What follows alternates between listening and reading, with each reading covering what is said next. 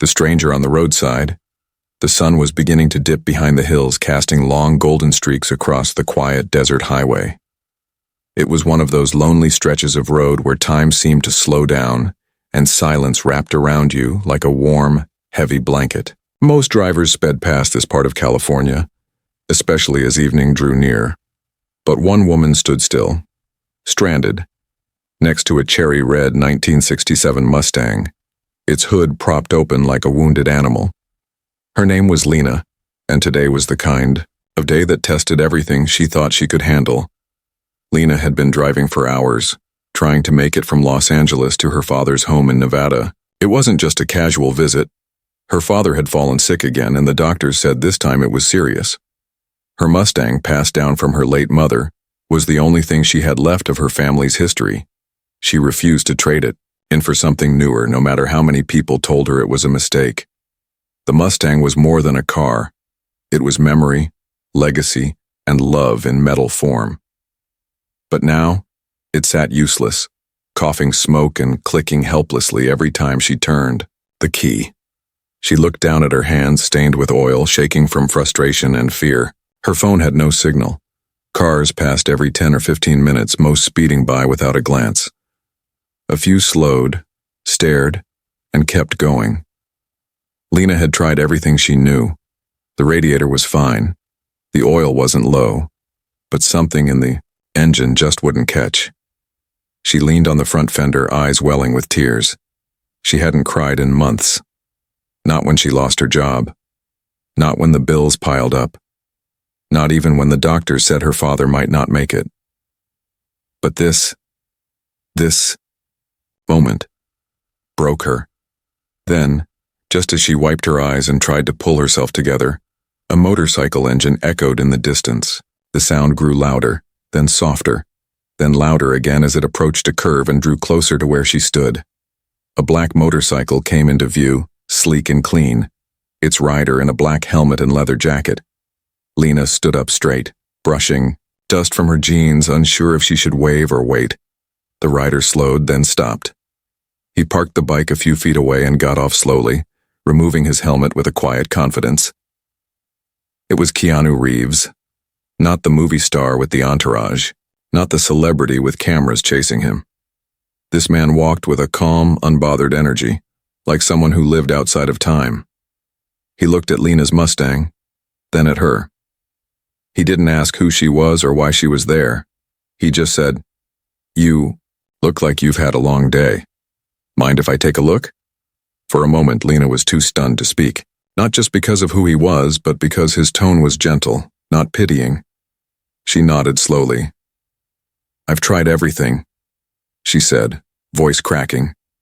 "She just won't start." Keanu walked over, rolled up his sleeves, and leaned into the open hood. He asked a few questions, not the kind that made her feel small, but the kind that made her feel like someone was finally listening. Lena watched as he checked connections, traced wires, and gently tapped a few parts as if speaking a language only he and the car understood. As the minutes passed, the sun sank lower, casting a soft amber light on them. The desert wind picked up slightly, rustling the edges of Lena's jacket. They didn't speak much. Keanu worked quietly, methodically. It wasn't until he stepped back and wiped his hands on a rag that he finally looked up and said, "Try it now." She climbed into the driver's seat, heart pounding, afraid of more disappointment. She turned the key. The Mustang coughed once, then roared to life like a beast awakened. Her eyes widened. It purred stronger than it had in weeks. Lena stepped out of the car, speechless. How did you do that?" she asked, her voice caught between gratitude and disbelief. "Loose ignition coil," Keanu said casually. "Happens sometimes in older models. They just need a little extra care." He smiled, not a celebrity grin, but the warm smile of someone who found joy in helping. "She's a beautiful car. I used to have one like her."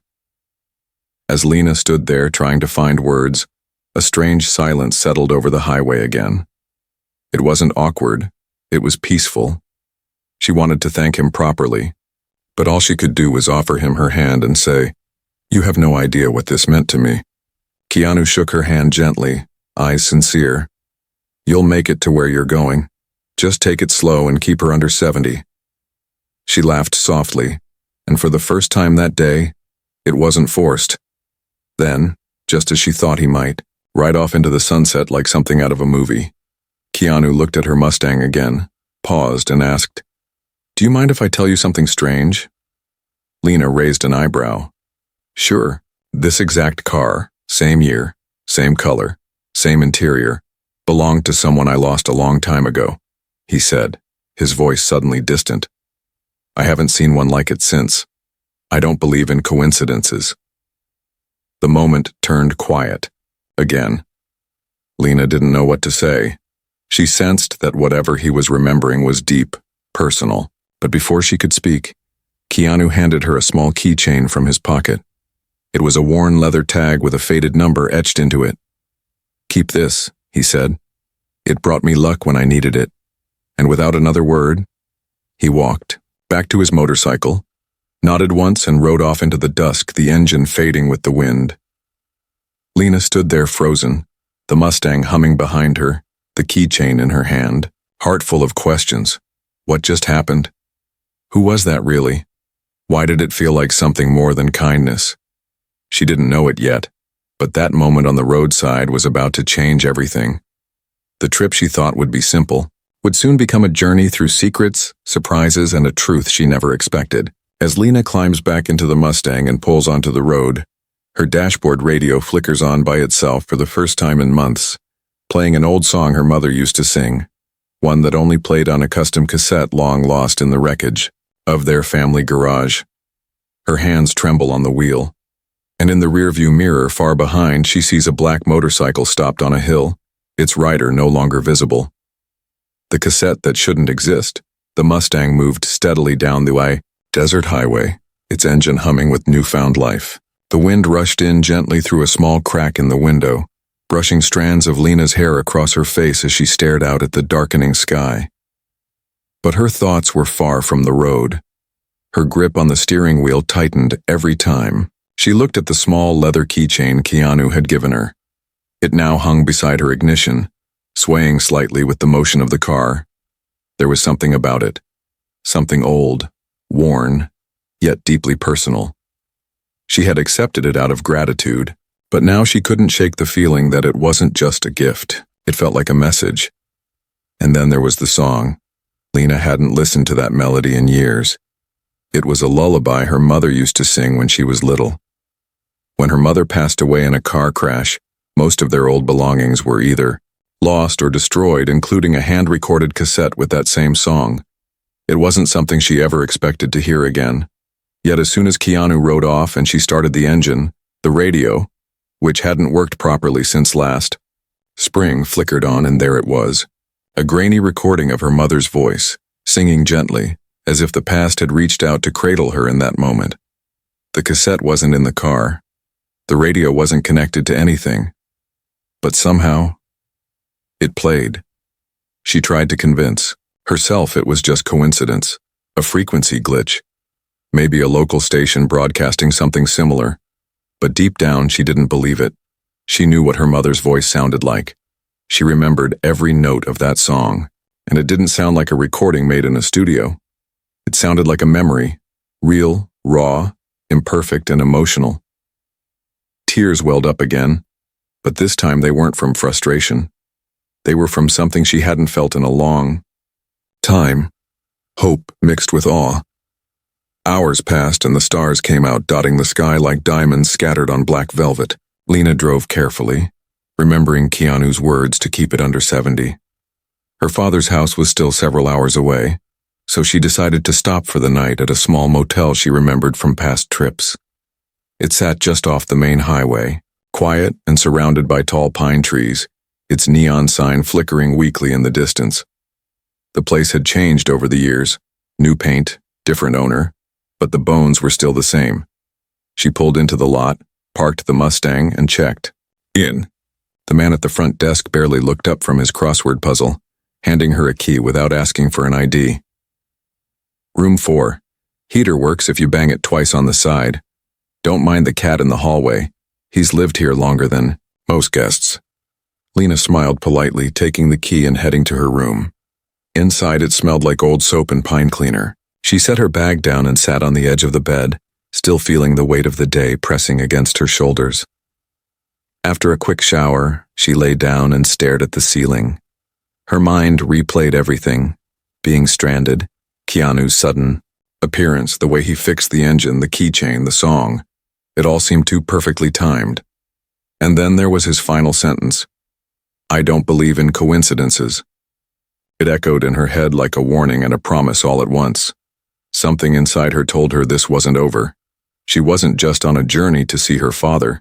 This trip was pulling her into something bigger than she could yet understand. The next morning, Lena awoke before dawn. Her dreams had been strange. Flashes of images that didn't quite make sense. A roaring jet engine, the open desert, her Mustang with flames behind it, and always a figure in black watching from the distance. She shook the fog from her head and stepped outside, letting the cool morning air wake her up. To her surprise, there was a note tucked under the windshield wiper of her Mustang. The handwriting was clean and familiar. It read, "Not everything broken needs to be thrown away. Some things just need to be understood." There was no name, no signature, just the sentence. And taped beside it was something even stranger. A tiny photograph, black and white. It showed a younger version of her mother standing in front of a Mustang, this Mustang smiling with someone who looked a lot like a younger Keanu. Lena's breath caught. Her fingers trembled as she held the photo closer. Was it real? Was it edited, or had her mother known him? Her heart pounded as questions flooded in. How could he have known her mother? Why would he carry a photo like this? How could he fix a problem she'd struggled with for weeks and minutes? And why did his presence feel like something out of a story, more than just a helpful stranger? The feeling in her chest shifted from curiosity to urgency. She needed answers. Before leaving the motel, she stopped at the front desk. The man was still doing his crossword, though he now had a cup of coffee beside him. "Did anyone leave something on my car this morning?" she asked. He looked up slowly, squinting.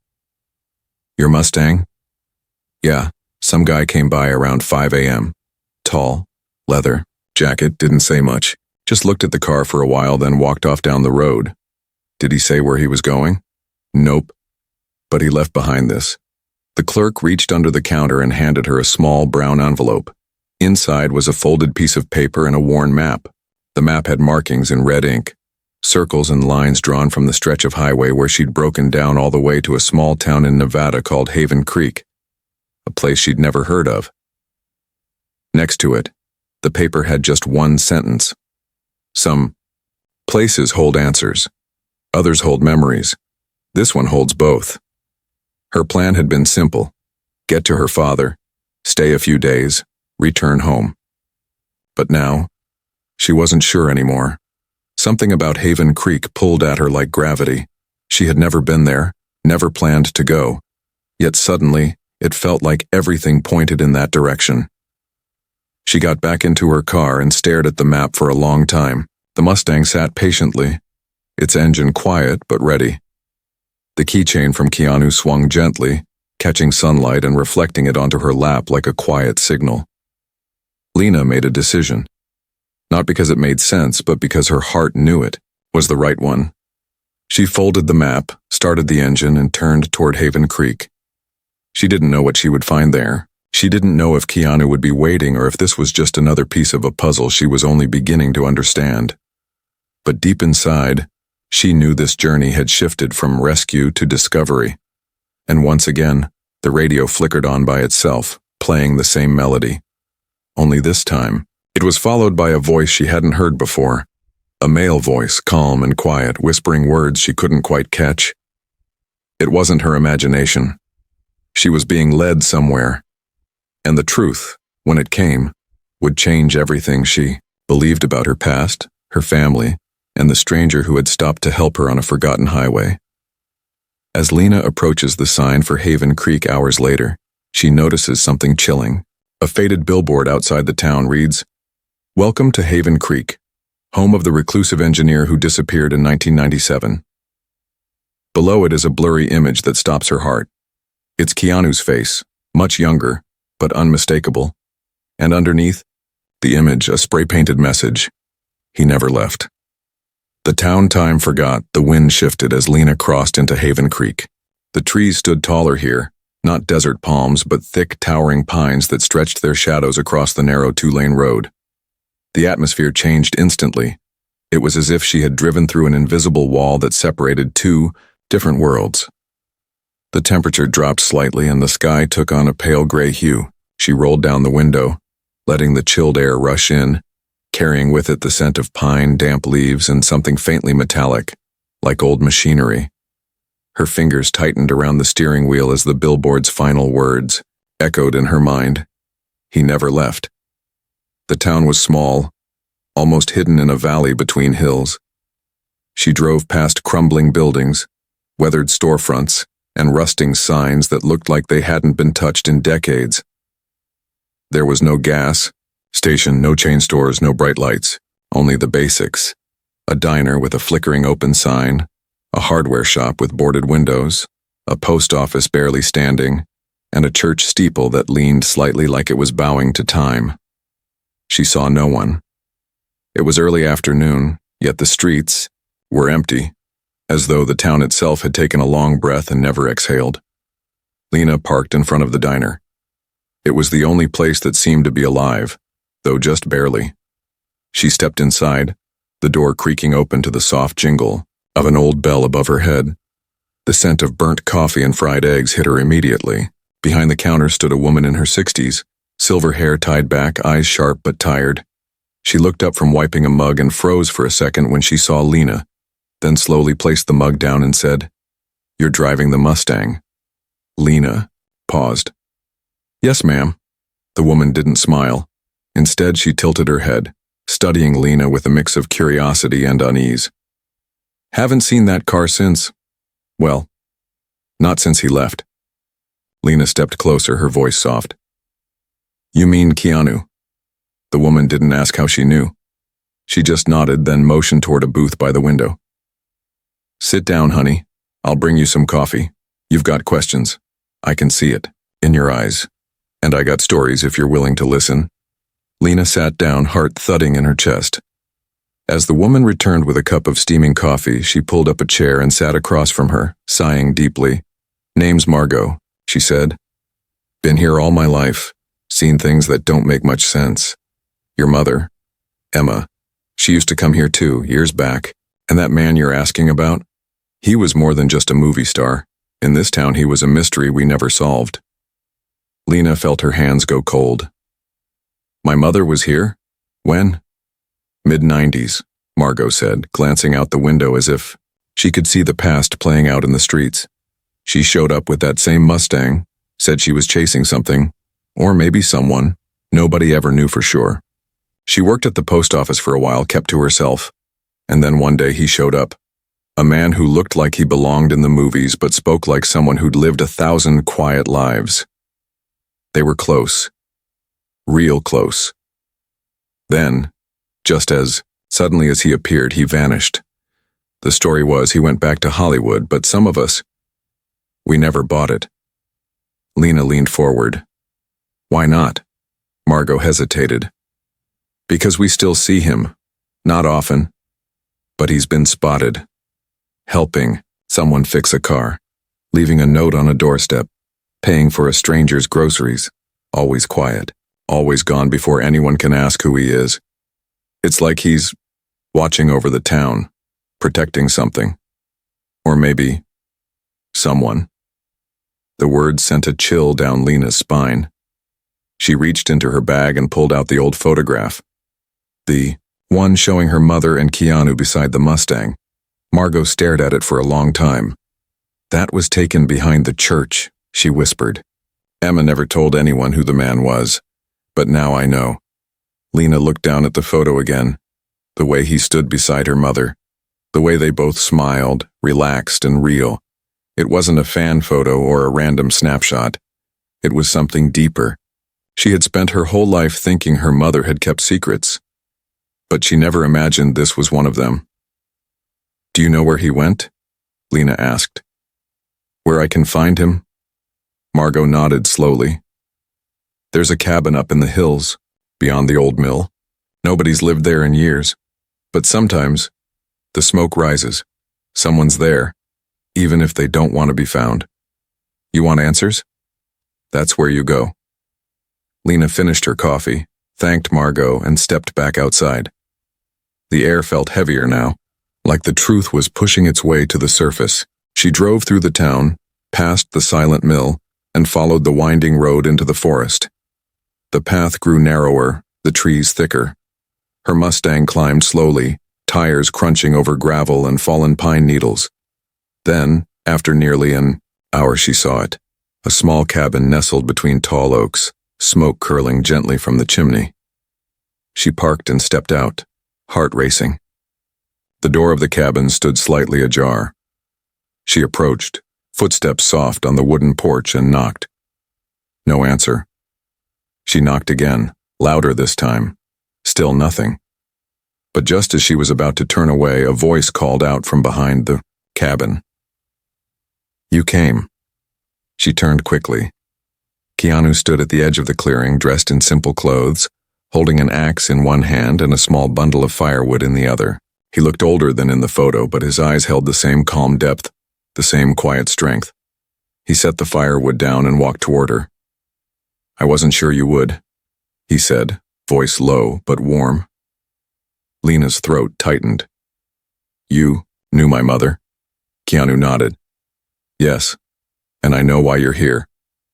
They stood in silence, only the wind speaking through the trees. He gestured for her to follow, and they walked around the cabin to a small bench overlooking the valley below. From here, the whole town of Haven Creek looked like a toy village, quiet and still. "Your mother saved my life," Keanu said finally, "in more ways than one. She showed me how to disappear, and why sometimes disappearing is the only way to keep the truth safe." Lena looked at him, eyes wide. "What truth?" But he didn't answer right away. Instead, he reached into his pocket and pulled out another photo, this one older, faded at the corners. It showed her mother, pregnant, standing in front of the same Mustang. Behind her, half in shadow, was a man who looked very much like Keanu. "There's something you need to know, Lena," he said slowly. "Something about your past, about your mother, and about why that car and why this trip that wasn't an accident." The wind howled, and the trees seemed to lean in, listening. Lena looked at the photo in disbelief. Behind her mother stood not one man, but two. And both of them looked exactly like Keanu. One smiling, one hidden in shadow. She turned to him, voice trembling. "What is this?" Keanu looked at her with solemn eyes and said, "Because I'm not who you think I am. And I never was." The truth buried in the valley. The photograph trembled in Lena's hands as she stared at the image of her mother. The pregnant woman in the picture was unmistakably Emma, her face radiant, her hand resting on her belly with the tenderness of someone who knew love and loss. But what disturbed Lena wasn't just the sight of her mother, it was the presence of two identical men standing behind her.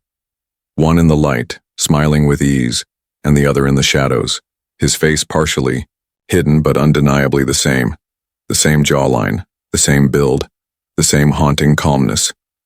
Both men looked like Keanu, and as Lena turned to the man standing beside her now, her voice faltered. "What are you saying? That you're a twin?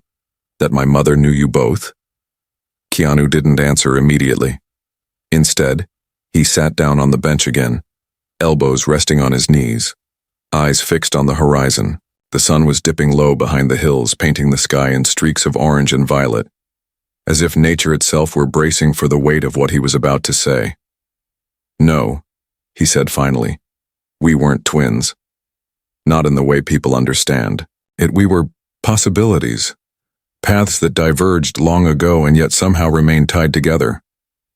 When I met your mother, I wasn't supposed to exist in her world, but she saw through the boundaries, through the illusion. She saw both versions of me, and she chose one." Lena sat down slowly, mind spinning. I don't understand. Keanu looked at her, his eyes deeper now, like wells that had seen centuries. In the years I spent in this town, I wasn't hiding from fame or scandal. I was hiding from time itself. Haven Creek. It's one of those rare places. Old places. Places where the fabric of time folds in on itself like paper. Some say it's cursed. Others call it sacred. But those of us who've lived here long, enough know it's a door. And if you stay long enough, the door opens both ways.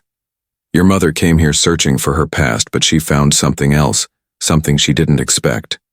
And she wasn't the only one. Lena stared at him. The cabin, the valley, and the Mustang parked just beyond the trees. She felt like her world had tilted slightly, like the ground beneath her had changed shape without warning. This wasn't just a story about a man who helped her on the highway. This was a story far older, written in the soil of Haven Creek and carved into the quiet grief her mother carried for years. "So who are you?" she whispered. "The one in the light, or the one in the shadow?" Keanu stood and walked toward the edge of the overlook, the wind lifting strands of his hair as he stared out into the dusk. "I'm the one who stayed behind, the version of me who walked away from the world, who chose silence over spotlight, truth over illusion. Your mother, she didn't just find me here. She helped me remember who I used to be before all the noise. And in doing that, she gave me something no one else ever had. Peace." Lena followed him to the edge. "Was she in love with you?" He closed his eyes for a long moment. "Yes, and I was in love with her. But love in this place, it's never simple. We both knew I couldn't leave and she couldn't stay. So we made a deal. She would go back to her life, raise you, protect you, and I would remain here guarding what we found, waiting for when you came." Lena's heart pounded. "Me?" "Yes," he said, turning toward her now. "Because she knew one day you'd need to understand where you came from, not just through stories and photos, but with your own eyes. And when that day came, she asked me to help you, to guide you through the pieces she couldn't explain while she was alive." Tears welled in Lena's eyes, and she didn't try to hide them. Why didn't she tell me? Why did she keep it all locked away? Keanu reached into his coat pocket and pulled out something wrapped in a silk handkerchief.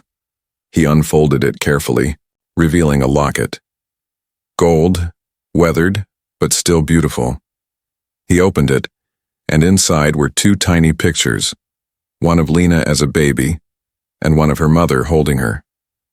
"She wanted to tell you," he said quietly. "But the world outside this place doesn't believe in what it can't explain. She was afraid you'd think she was mad, afraid you'd carry the same weight she did, so she left you signs. The Mustang, the lullaby, the route. She hoped they'd lead you here when the time was right." Lena took the locket, in trembling hands. It felt warm against her skin, as if it had been waiting for her. All the anger she once felt, toward her mother for the silence, toward herself for not asking more questions, melted into something else. Not just grief, not just wonder, but awe. A reverence for the life her mother had lived, the choices she had made, and the secrets she had kept not to deceive but to protect. "So what now?" Lena asked, wiping her face. "What do I do with this truth?" Keanu smiled gently. "You keep driving. You take the road back to your father, and along the way you decide what parts of the past you carry and what parts you lay down. The Mustang isn't just a car, Lena. It's a vessel. It holds everything she left behind for you. And maybe, just maybe, it'll show you more than you expect." Lena turned to go, but something stopped her. "Will I see you again?" Keanu nodded once. "You already have. In the moments you didn't understand. In the quiet between questions. And when the time comes, when the next door opens, I'll be there." She walked back to the Mustang, head spinning, heart full. As she turned the key, the engine started with a low, steady rumble. The radio came on again, this time playing, not the lullaby but a recording, her mother's voice not singing but speaking. "Lena, if you're hearing this, then you've made it. You followed the path I left, and you found him. I wanted to tell you everything. But the truth had to come in pieces because that's how we heal, piece by piece. I love you, more than you'll ever know. And now, it's your story to tell. Lena sobbed, clutching the wheel, unable to move for several minutes. When she finally looked up, Keanu was gone. No trace of him in the clearing. Only the smell of pine, the hum of the engine, and the distant echo of a man who had never truly left. As Lena drives away, her rearview mirror flickers, just for a second, and she sees herself not as she is now, but as her mother once was, driving the same Mustang, down the same road, with the same fire in her eyes. And next to her, in the passenger seat, a shadow that looks like Keanu, smiling faintly before fading into the wind. The road to the answer, the highway unfolded before Lena like a ribbon of memory. The asphalt shimmered under the setting sun, and every turn felt familiar, not because she had driven it before, but because it seemed imprinted in her very soul. She drove slowly, letting the Mustang glide along the curves, her hands relaxed on the wheel but her mind racing. Everything she had thought about her life had been shifted. The mother she believed was just a struggling single parent had, in truth, walked through something cosmic, something beyond explanation. And the man she met on the side of the road, Keanu Reeves, the icon, the mystery, was not just a stranger offering help. He was part of the story from the very beginning. He had watched over them in silence, kept secrets that weren't his, and now it seemed he had passed the torch to her. Lena's thoughts were interrupted by the low hum of the radio, which had turned itself on again. Only this time, it wasn't music or a voice. It was a sequence of tones, soft, rhythmic beeps followed by a crackle, then silence, then again. She frowned, recognizing the pattern without knowing why. She pulled the car over and turned the volume up. The tones repeated, then faded. It was Morse code. She remembered it faintly from a high school class, enough to recognize that it was intentional. Someone was trying to send a message. She took out her phone and, even though there was still no service, used an offline Morse code app to translate the beeps. Letter by letter, the message formed. The vault beneath the tracks. Follow the red light. Her breath caught. The vault. The same word her mother had written in her old journal, tucked away in a box of keepsakes Lena had nearly thrown out after the funeral. And the tracks. There were train tracks just west of Haven Creek, ones that hadn't been used in decades. If this was a clue, then someone, or something, wanted her to go there. She turned the Mustang around and drove back the way she came, not to the cabin, but to the edge of the town where the rusted train depot still sat in silence, forgotten by time. The building was boarded up, paint peeling off in thick flakes, and the old tracks were covered in weeds and wild grass. But there, just as the sun dipped fully behind the horizon, she saw it. A small, blinking red light under the platform, barely visible unless you were looking for it. She parked and approached the station, heart pounding in her chest. The boards were loose enough that she could pry one off and slip inside. Dust swirled in the air as she moved through the shadows, the smell of old wood and rust filling her nose. Beneath the platform was a crawlspace, narrow, dark, and damp. She hesitated for only a moment before getting down on her hands and knees and crawling forward. The red light blinked steadily, guiding her like a heartbeat in the dark. At the far end of the space, she found it. A trapdoor built into the ground, sealed with a circular handle. She turned it slowly, muscles aching, until it gave way with a loud click. Beneath it was a ladder descending into blackness. With only her phone flashlight, she climbed down rung by rung until her feet touched the ground. And there it was, an underground chamber, carved out of stone, lined with shelves and old equipment. And in the center, a vault. It looked like something from a government facility. Thick metal, keypad lock, reinforced walls. On the door was a plaque that read, Property of Operation Twinlight, 1994. She stared at it, shocked. The name meant nothing to her, but something deep inside. Her chest stirred. She reached for the keypad and paused. What code could she use?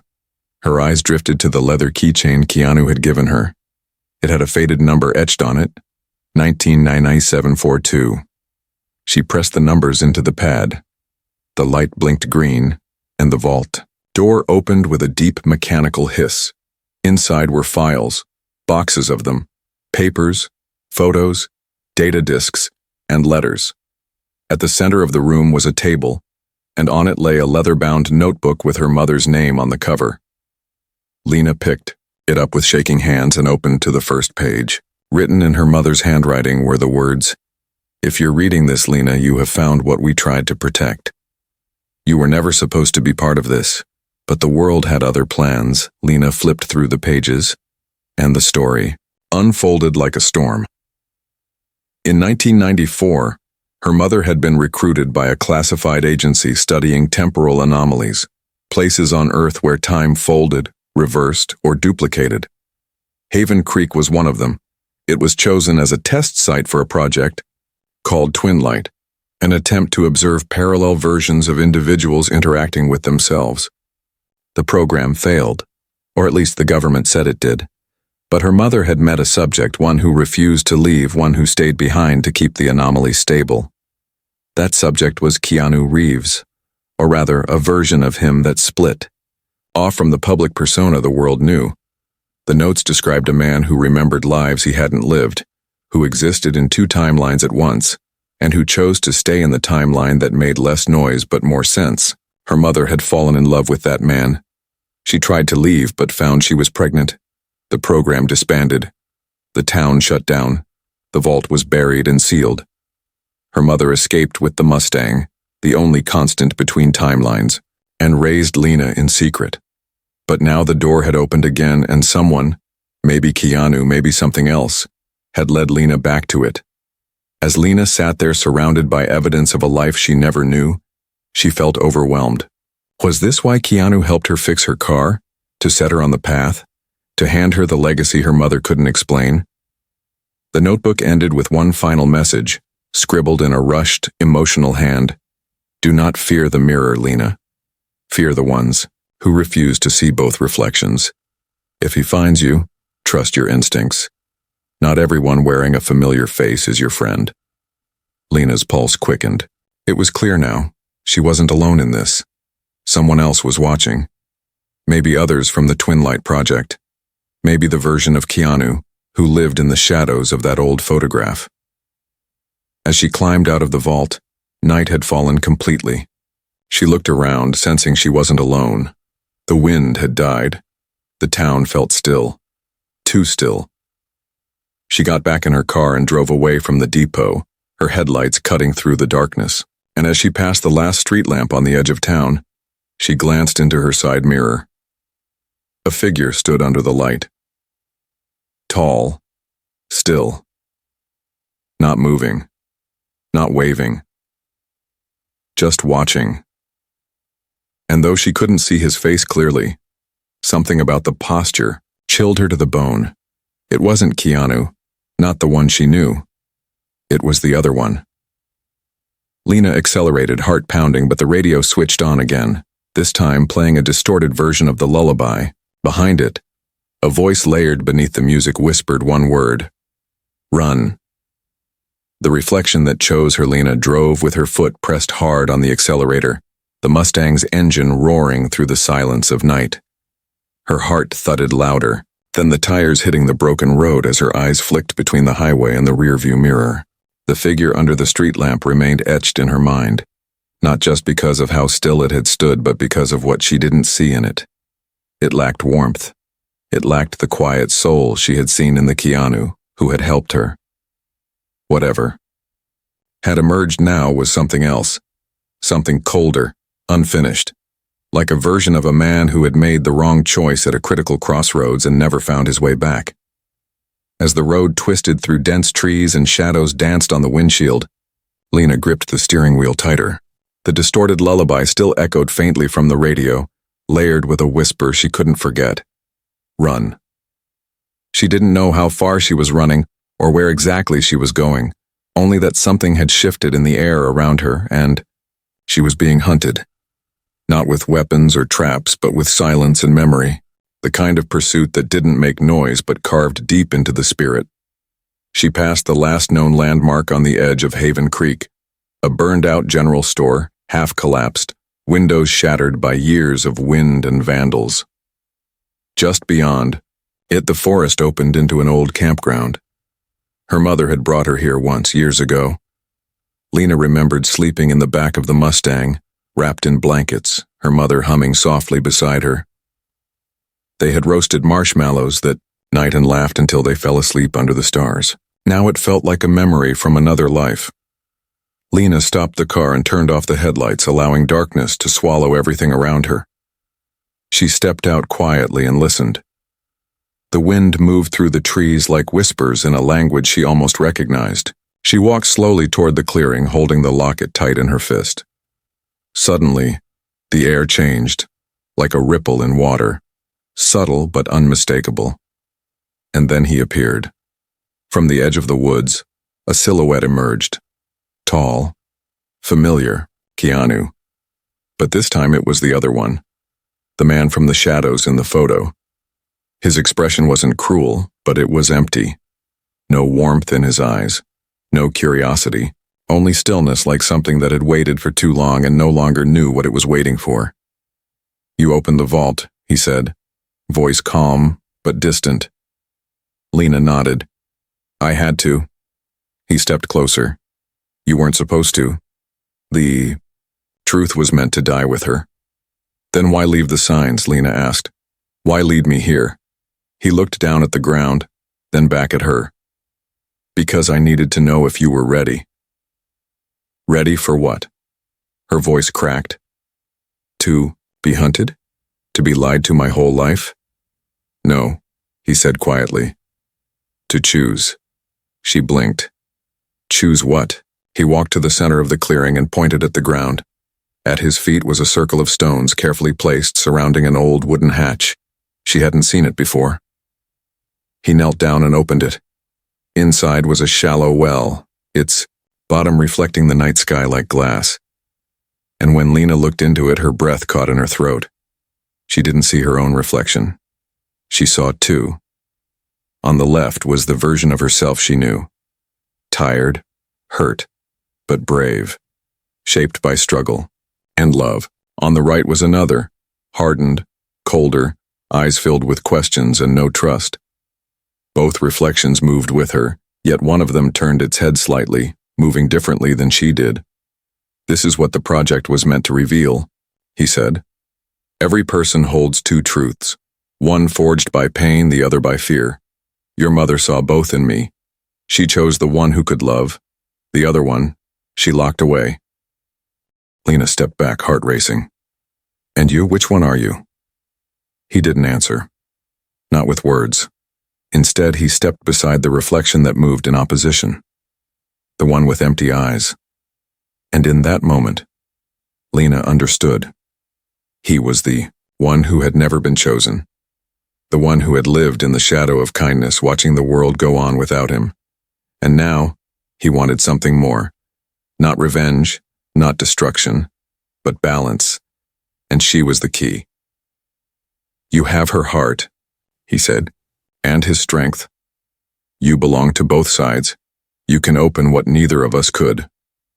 Lena looked down at the reflections again, then at the locket in her hand, then at the Mustang parked just beyond the trees. Suddenly, it all became clear. The car, the music, the path. Her mother had built the journey carefully, not to lead Lena into danger, but to give her a choice. To decide what kind of woman she would become, not based on secrets or science or accidents, but on truth, the truth that every person carries more than one path inside them, and love is the light that chooses which one survives. "I'm not unlocking anything," she said finally. "Not for you, not for the past. My mother didn't hide this to bury it, she hid it to protect it, and now it's mine to protect." The man's eyes darkened. "Then you choose silence." Again. "No," she whispered. "I choose peace." She turned and walked away. She didn't run. She didn't scream. She simply stepped back into her car and started the engine. The Mustang came to life like it had been waiting for her. like it understood. As she pulled onto the road, the sky began to lighten. Dawn was approaching, and behind her, in the mirror, the reflection faded, not because it was gone, but because it no longer controlled her. As the trees gave way to open highway, the radio clicked on for one last time. This time there was no lullaby, no whispers, no codes, just a simple voice. Hers. You made it, Lena. You found the road. And now, it's yours to take. She smiled softly, the wind brushing through her hair. The Mustang rolled forward, the road stretching far and wide beneath her wheels. She didn't know where she would go next, but it didn't matter. She had seen both sides of herself, and she had chosen the one who could love, the one who could forgive, the one who could drive forward without fear. The world waited, and so did the story. But this time, she would be the one to tell it. The camera pulls back as Lena's Mustang disappears down the empty highway, the sky glowing pink and gold, the wind rising with quiet triumph. And far in the distance, under the tall trees, a figure watches with a faint smile. The real Keanu, the one from the clearing, the one who stayed behind, not to protect a secret anymore, but to watch a legacy move forward on its own four wheels.